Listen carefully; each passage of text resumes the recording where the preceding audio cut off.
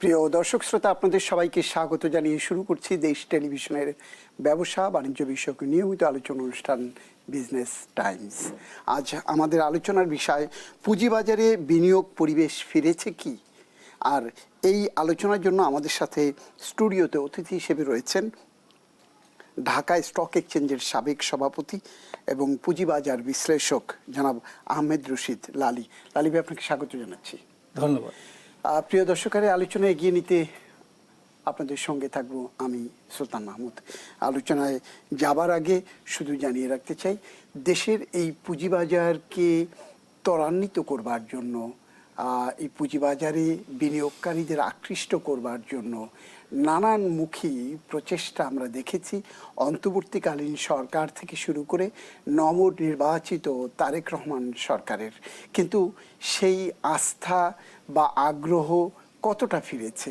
আমরা গত এই চলতি সপ্তাহের যদি আমরা শেষ কর্মদিবস পর্যন্ত বা বিদায়ী সপ্তাহের শেষ কর্মদিবস পর্যন্ত আমরা যদি দেখি, আমরা এখানে প্রাতিষ্ঠানিক বিনিয়োগকারীরা ব্যাপকভাবে শেয়ার বিক্রি করছেন, বিদেশি বিনিয়োগকারীরা শেয়ার বিক্রি করছেন। আস্থার যে বুদবুদ একটি আওয়াজ আমরা পাচ্ছিলাম বা আস্থা কিছুটা ফিরছিল, সেটি আবার কেন যেন মিশে যাচ্ছে। যে ব্যবসা বা যে ট্রেড ভলিউম যেটি 1000 থেকে 1500 পর্যন্ত ছাড়িয়ে গিয়েছিল, সেটি আবার তলানিতে নামার মতো জায়গায় চলে এসছে। 700 পর্যন্ত আমরা দেখলাম গত সপ্তাহে নেমেছে। এর কারণটা কি? আস্থা কি তাহলে বিনিয়োগকারীদের পুঁজিবাজারের প্রতি ফেরেনি, নাকি অন্য কোনো কিছু? নাকি যাদেরকে দায়িত্ব দেওয়া হচ্ছে তারা বিনিয়োগকারীদের আস্থা ফিরিয়ে আনতে যে সমস্ত উদ্যোগ নেয়ার কথা বা যে কার্যকর পদক্ষেপ নেয়ার কথা সেগুলো নিতে পারছেন না? জনাব আহমেদ রশিদ লালি, কি মনে করছেন আপনি এই ইস্যুতে? জি, ধন্যবাদ। দেখেন, নতুন সরকার, তার সাথে নতুন কমিশন, যেটা আপনি বললেন প্রারম্ভিকে, সেটা কিন্তু ভালো কিছু উদ্যোগ নিচ্ছেন ওনারা, সরকার সহ এবং কমিশন। সো আমার কাছে যেটা মনে হয় যে অবশ্যই আস্থা ফিরেছে এবং অবশ্যই পুঁজিবাজার বান্ধব যে সকল আইন কানুন হচ্ছে, লাইক ফর এক্সাম্পল লেটেস্ট আমি যদি বলি তাহলে মার্জিন রুল যেটা ওনারা করেছেন। সো এই মার্জিন রুলে কিন্তু যে সকল মাকসুদ কমিশন যা করে গেছিল তার চেয়ে অনেক অনেক বিনিয়োগকারীদের সহায়ক একটা মার্জিন রুল এখন নতুন চেয়ারম্যান সাহেব প্রণয়ন করেছেন। সো কাজেই মানে মূল কথা হচ্ছে যে বিনিয়োগকারীদের জন্য কিন্তু আমাদের যে এখনকার চেয়ারম্যান উনি চেষ্টা করছেন। এবং তার সাথে চেয়ারম্যান বলল না, এখনকার commission, commission of course chairman means the whole commission.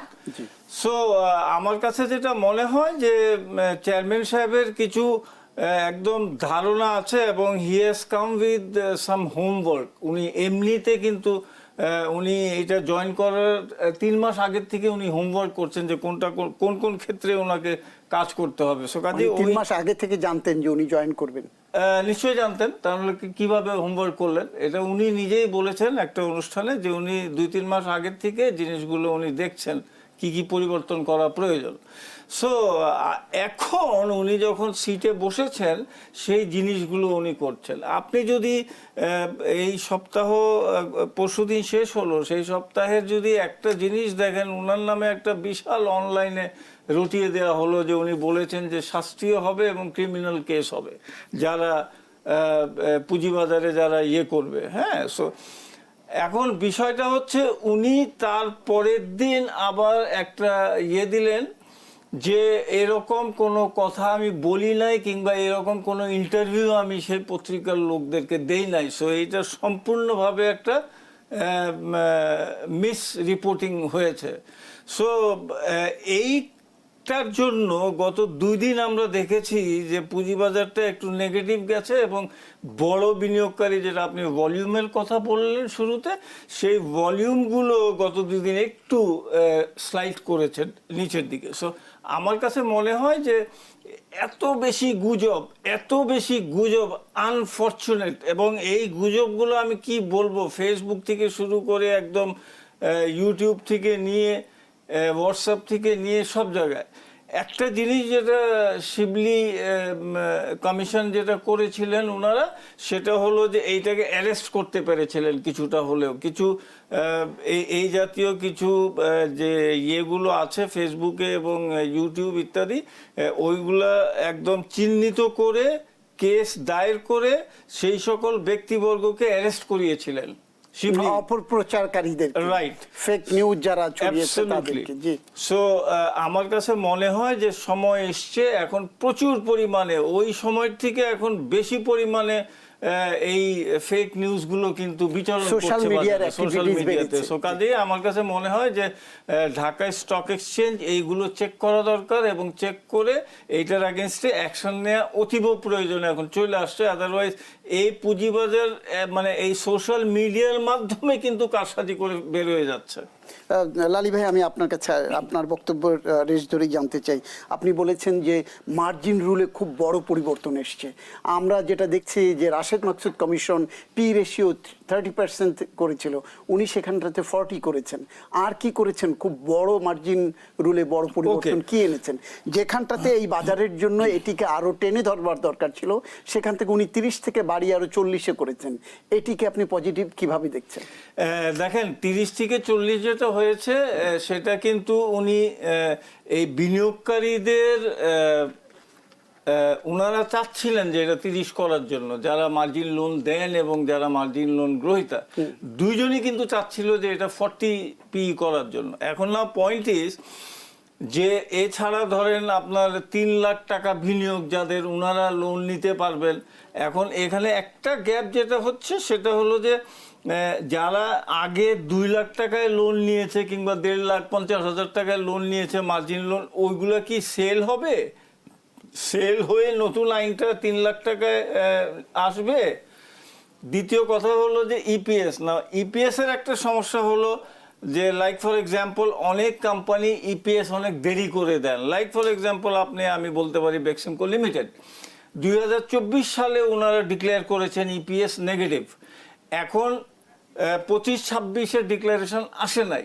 তাহলে কি এই ইপিএসটা বেক্সিমকো লিমিটেডের ইপিএস কি ওই 2024 সালে যে নেগেটিভ হয়েছিল সেইটাই ধরা হবে লাস্ট ইপিএস, নাকি তাদেরকে বলা হবে যে নতুন ইপিএস ইমিডিয়েটলি ঘোষণা করো?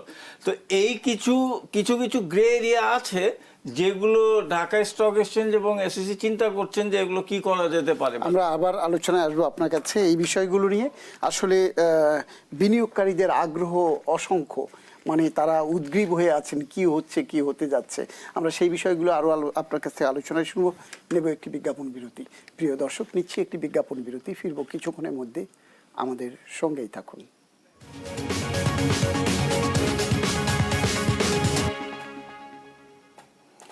বিজ্ঞাপন বিরতির পর ফিরছি আবার আমাদের নির্ধারিত আলোচনায়। আজকের আলোচনার বিষয় পুঁজিবাজারে বিনিয়োগ পরিবেশ ফিরেছে কি?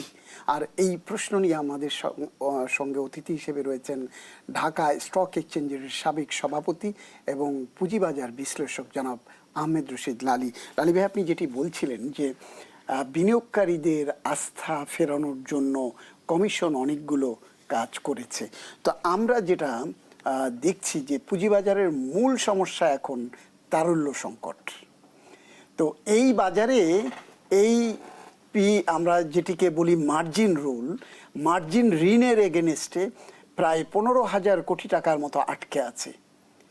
সেটির এখন পর্যন্ত সেটেলমেন্ট হলো না। আপনার প্রধান সমস্যা আগে, এরপরে অন্য সমস্যার সমাধান। তো আপনি পি রেশিও বাড়াচ্ছেন, কিন্তু এই জায়গাতে এখনো পর্যন্ত কোনো হাত দেওয়া হলো না। এখানকার 3টি স্টেক হোল্ডার, একটি কেন্দ্রীয় ব্যাংক, আরেকটি এনবিআর, আরেকটি হলো বিসেক। এই থ্রি স্টেক হোল্ডারের যে বৈঠকের মধ্যে দিয়ে এই ইস্যুতে সমাধানের কোনো উদ্যোগ কি দেখেছে? না, দেখি নাই। বিকজ বিষয়টা হচ্ছে যে এই যে 15,000 কোটি টাকার কথা আমরা বলি সব সময়, এই টাকার এগেনস্টে কিন্তু ইন্টারেস্ট ইনকাম যেটা, সেটা কিন্তু অলরেডি অ্যাকাউন্টেড ফর এবং সেটা চলে গেছে, ডিভিডেন্ড আকারে চলে গেছে। নাও পয়েন্ট ডিভিডেন্ড আকারে চলে গেছে ওই যারা কোম্পানির এগেনস্টে শেয়ার হোল্ডারদের কাছে। সো কাজেই এখন এই জিনিসটা যদি আমাকে সুরাহা করতে হয়, তাহলে পরে এইটা আমি আর আপনি বসে সুরাহা করতে পারবো না।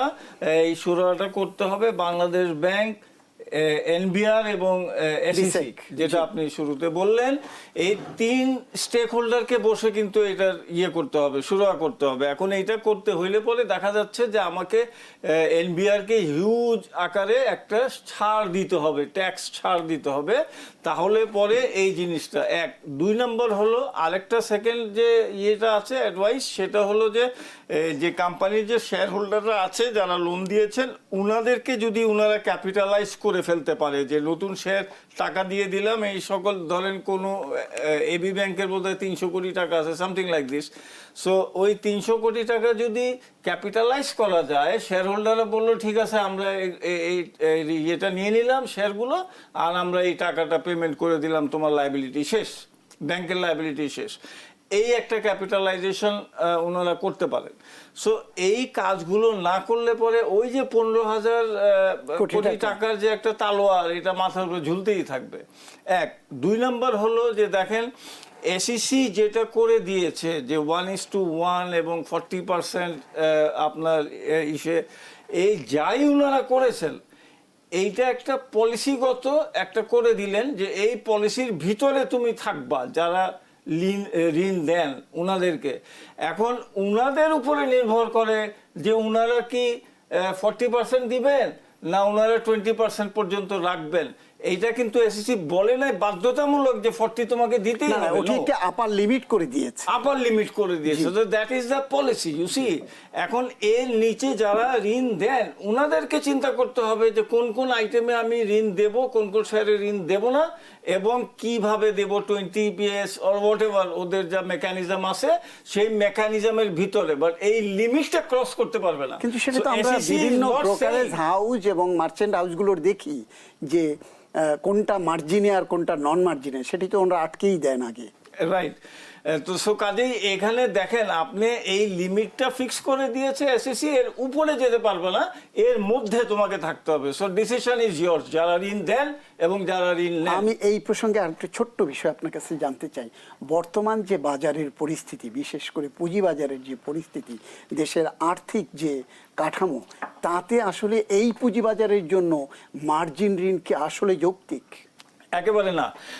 আমি সেটা যদি আপনার কথার রেশ ধরে যদি বলি, তাহলে এটা আমাদের বিনিয়োগকারীদের উপরে নির্ভর করে, ওনাদের হিসাবের উপরে নির্ভর করে, ওনাদের হোমওয়ার্ক করে আসতে হবে যে আমি যে এই ঋণ মার্জিনটা নিলাম, টাকা নেয়ার সময় তো খুব সহজে পেয়ে যাই, টাকা সবাই দিয়ে দেয় কারণ ওনারা তো ইন্টারেস্ট খাবেন, কিন্তু এই টাকাটা আমি আপনাকে দিয়ে যে আপনাকে কত বড় বিপদে ফেলে দিলাম গ্রাহককে, এইটা গ্রাহক বুঝতে পারছে না যে আমি তো দিচ্ছি টাকা। 2010-এর যে ধস, তার অন্যতম প্রধান কারণ হিসেবে তো আমরা এটিকেই দেখেছি, রাইট, মার্জিন।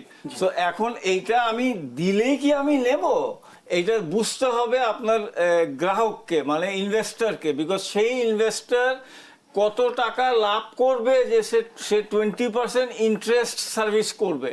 সে 20% ইন্টারেস্ট সার্ভিস করার জন্য তাকে মিনিমাম কমের পক্ষে 30% ইনকাম করতে হবে। সো শেয়ার ব্যবসা 30% ইনকাম করে উনি দিবে, 20% সার্ভিস করবে। কার জন্য ব্যবসা করছেন আপনি? আপনি কি সেই ব্যাংক কিংবা মার্চেন্ট ব্যাংকের জন্য ব্যবসা করছেন না নিজের জন্য ব্যবসা করছেন? সো যদি নিজের জন্য ব্যবসা করতে হয় তাহলে আপনি বুঝে, বিনিয়োগকারী উনি বুঝে নেবেন, ঋণ নেবেন যে আমি কত % ইন্টারেস্ট দিয়ে কত % কামাবো, কত টাকা আমি সার্ভিস করতে পারবো। তা না হলে আপনি ঋণের দিকে যাবেন না। আপনার যে সেভিংস আছে সেই সেভিংসটাকে আপনি বিনিয়োগ করেন। অতএব এই মুহূর্তে নতুন করে এই আমরা যেটা মার্জিন ঋণ, সেটি এই বাজারের জন্য ভায়াবল না, আপনি সেটি বলতে চাইছেন? না, মার্জিন রুল তো ইজ এ পলিসি। জি, আপনি এই এসএসসি একটা লিমিট করে দিল। নাও ইট উইল ডিপেন্ড অন গ্রহীতা আর যে লোন দেবেন, দাতা এবং গ্রহীতার মধ্যে তাদেরকে ঠিক করতে হবে, ওনাদেরকে ফিক্স করতে হবে যে আমি কোন পর্যন্ত লোন দেব, এবং যে গ্রহীতা সে বলবে যে আমি এই ঋণ নেব কি নেব না, না আদৌ আমি আমার যে সেভিংস সেই সেভিংস ইনকামেই আমি থাকবো এবং সেখান থেকে আমি বিনিয়োগ করব। ঋণ নিলে পরে যে অ্যাডিশনাল তার উপরে ঝামেলা, যে লায়াবিলিটি আইসা পড়ে মাথার উপরে, তাতে তার প্রেশার হাই হয়ে যায়। বিকজ কোনো অবস্থাতে আপনি হিসাব করে দেখবেন যে 20% ইন্টারেস্ট দিয়ে আমি এই ঋণ মেটানো এই বাজার থেকে ইজ ভেরি ডিফিকাল্ট। ধন্যবাদ। আমি আপনার বিরতির পূর্বের একটি পয়েন্ট থেকে একটু আপনার কাছ থেকে আলোচনা শুনতে চাই। আপনি বলছেন যে সিকিউরিটি এক্সচেঞ্জ কমিশনের বর্তমান চেয়ারম্যান যে কথাটি বলেনি সেরকম একটি প্রচারণা চালিয়ে বাজারকে অস্থির করবার চেষ্টা করা হয়েছে এবং এই সেল প্রেশারটা বেড়েছে। তো সেখানটাতে যে অপপ্রচার আপনি যদি বলেন কোট আনকোট, সেখানটাতে বলা হচ্ছে যে যারা এই পুঁজিবাজারে মিস ট্রেডিং বা ফলস ট্রেডিং করবে বা পুঁজিবাজারের যে আইন সে আইন ভঙ্গ করে কোনো কর্ম তৎপরতা চালাবে তাদের বিরুদ্ধে ফৌজদারি আইনে ব্যবস্থা নেওয়া হবে। নিউজটা তো সেরকম ছিল। তো এটিই তো এই বাজারের জন্য এটি এক ধরনের হুঁশিয়ারি, সেটিই তো হওয়ার কথা।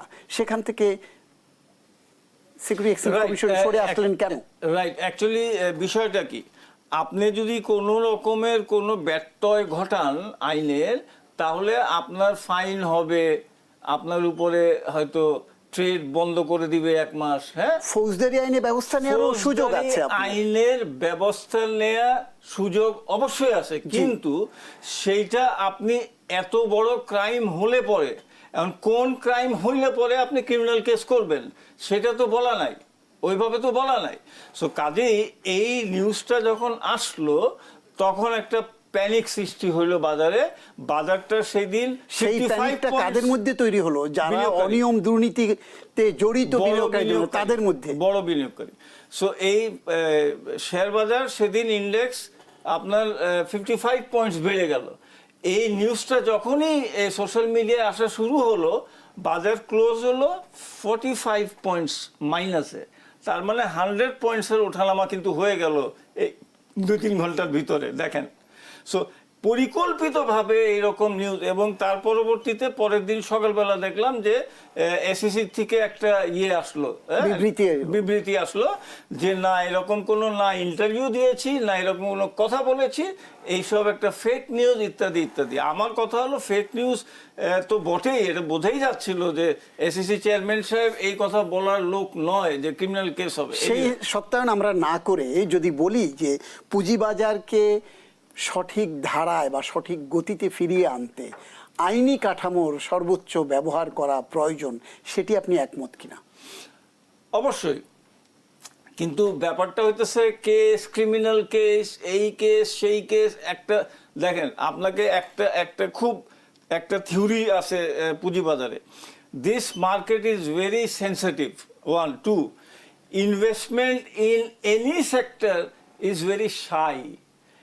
একটা কিছু যদি বিন্দুমাত্র কিছু হয়, ইনভেস্টমেন্ট ওখান থেকে কিন্তু পালায়, একদম এত লাজুক ইনভেস্টমেন্ট। সো আপনি যখনই এরকম একটা বক্তব্য দেবেন, সোফার যেটা দেয়া হয় নাই, চেয়ারম্যান সাহেব বলেছেন ক্যাটাগরিক্যালি, বাট এরকম প্রচার যখন হয়ে যাচ্ছে তখন কিন্তু বিনিয়োগকারীরা, দেখেন আজকে 2 দিন ধরে বাজার কিন্তু ওই যে গতিতে এগোচ্ছিল সেই গতিতে কিন্তু এখন আবার ভলিউমস দেখেন আপনি যেটা প্রারম্ভিকে বলেছেন। সো এই এত লাজুক ইনভেস্টমেন্ট যে একটু সরে দাঁড়ায়, ঠিক হয়ে যাবে, এটা ঠিক হয়ে যাবে। হয়তো রোববার থেকেই এটা আবার দেখবেন যে বৃহস্পতিবার একটু বেটার হয়েছে, রোববার দিন হয়তো দেখবেন আরো বেটার হবে। কিন্তু ওই মুহূর্তে কিন্তু বাজারটা একটা ধাক্কা খেয়ে গেল। তো এইরকম ছোট ছোট আর্থকুয়েক, 4 রেক্টর স্কেলের, 5 রেক্টর স্কেলে কখনো মানে এই সোশ্যাল মিডিয়া থেকে আসতেছে, কখনো বাংলাদেশ ব্যাংক থেকে আসতেছে, এনবিআর থেকে আসতেছে, এই সকল জায়গার থেকে ছোট ছোট রেক্টর স্কেল 4-5 একটা আসতে থাকে। তো এখান থেকে আমাদেরকে বিরত থাকতে হবে। এন্ড সোশ্যাল মিডিয়াতে যা আজকাল প্রোপাগান্ডা শুরু হয়েছে সেটার বিরুদ্ধে শক্ত অবস্থান নিতে হবে, এবং কমিশন কোনো কারো ভয়ে ভীত হবে না, সে তার নিজ গতিতে চলবে এবং আইনি কাঠামোকে সমুন্নত রাখবে, সেই আশাবাদ ব্যক্ত করছি। আপনাকে আমাদের সঙ্গে থাকবার জন্য অনেক ধন্যবাদ। ধন্যবাদ আপনাকে, দর্শক মণ্ডলী সবাইকে ধন্যবাদ।